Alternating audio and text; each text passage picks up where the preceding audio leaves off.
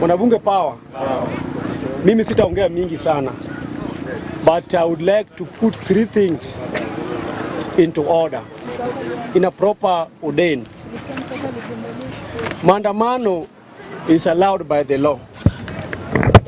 That is chapter 4. Article 37 of the Constitution. When I'm connecting this, I'm condemning the national security.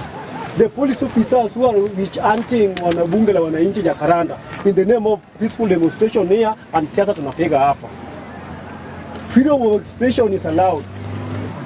And if there be any reason to which hunt these youth who are here, including me, starting from me and any other person, there must be a proper reason. There must be a substantive reason to which hunt that person. I'm telling the police officers and the authority, stop being petty and stop being used by the dictatorship of this government of Ruto. Stop being controlled by the illegitimate government.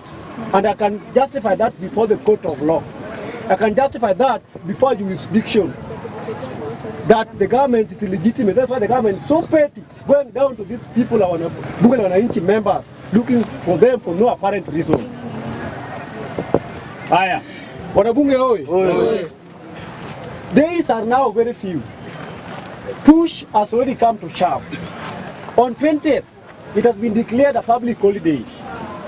Not for the interest of Raila odinga, but for the interest of wananchi wa Kenya. For the interest of the oi polloi of Kenya as a country. We are demonstrating because the cost of living is so high that we cannot bear. We are demonstrating because the cost of school fee is so high that we cannot bear. We are demonstrating because we cannot agree with the issue of LGBTQ. We can't accept the idea of lesbianism, gayism association in this nation. We are demonstrating because the government is illegitimate. Because the elections in this nation have been littered with a profusion of skullduggeries. Wana madongo.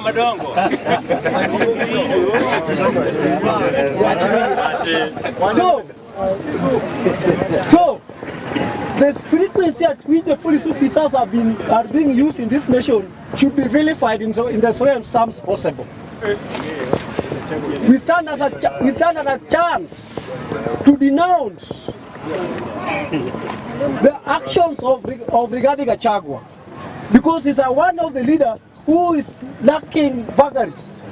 He lacks idiosyncratic variables that a leader should have.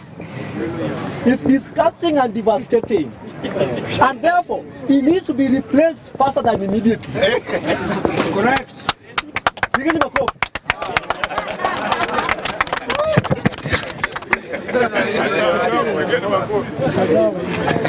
Haya, wanabunge hoi. Wanabunge hoi. Politics in Kenya, we are citizens that we should not be affected by the so-called political hypothermia. Being instigated by the illegitimate government. Today, Ruto is very desperate. He's buying some confused political perpetual failures. Kidero, Rasanga, Gumbo, Ranguma, name them. I'm saying Wanubado. And the other ones. I'm saying this. Ranguma and being led by Kidero to join this legitimate government in order to sabotage peaceful demonstration that is coming because of the wananchi are being infringed. Shame on you people. Shame on you. Shame on you, Kidero. Shame on you. And in fact, there is no any maandamano that you can actually organize to go contrary to this maandamano that we are having. Yours is skewed and is very sidelined or inclined towards the government of Ruto, because you are serving your interest. You are victims of kleptocracy. You are people who are very self-centered and egocentric for your own interest. We don't tolerate your kleptomania. Stop politics of democracy. You are a perpetual failure. Nikimalizia speaker. Bunge la Wananchi is officially recognized by the Constitution. And in fact, I can refer to the Constitution of Kenya must always uphold. And Constitution of Kenya has got 18 chapters and general schedules. If you don't understand, please be advised to understand the Constitution and know that we are allowed to be here. I'm now calling upon our local leaders, including the MCA and the constituency member, to come and join us in this maandamano. Muko hapa. Na muko yenye mnasema nyinyi wanabunge. Nyinyi wanabunge ndio hatuoni sahihi. People are demonstrating simply because, not because of Raila Odinga. Yes. Some few confused elements are actually reducing this to the level of Raila Odinga. This is not for Raila Odinga. It's for the wananchi of Kenya. Wewe umekubali etibiani sumu. Kwani Raila ndio amekubali etibiani sumu. Wewe umekubali bei ya unga. Kwani Raila ndiye amesema bei ya unga iko hivyo.